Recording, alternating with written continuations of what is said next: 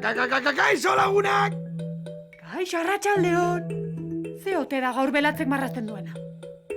Surprise! Hegazkina da! Ba, gaur ezin dizut kontrakoa esan, Sator. Hegazkina da. Zuek, etxeko lagunak, zuek ere hegazkina ikusten duzu, ezta?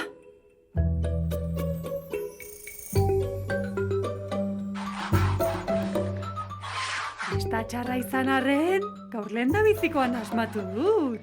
Bai.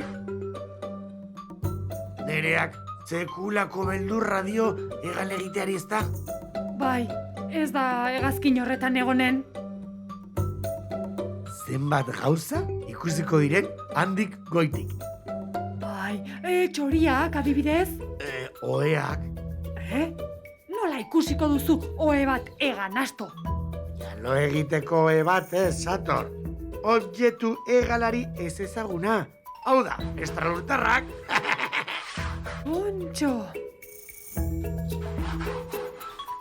Odeiak baita ere? Bai. Odeian zauden bitartean ez da ezer ikusten. Eta euria ez du egingo ez da hor barruan. Kanpoan bai, baina barruan ez zara buztiko. Ai, eskerrak. Hala ere, guk hegazkina ikusiarren ziur belatzek bertze gauza bat duela buruan. Seguru.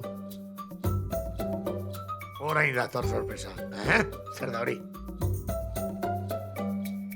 Amua dirudi ez da? Bai, eta hori arrain bat. Arrain hegalaria! Sator, badakizu arrain hegalariek 200 metro egin dezaketela egan uretatik kanpo etxaien gandik alde egiteko? Benetan? Bai. Eta nora joango otera arrain hau? Ez dakit, baina axoloteak dauden leku batera. Asto! Begira, ze polita. Arrain hegalaria.